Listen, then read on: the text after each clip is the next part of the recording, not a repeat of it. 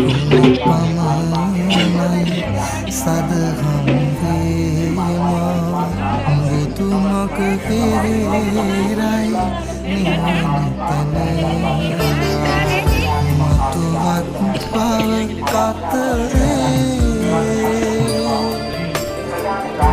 උපදීනම් සසරේ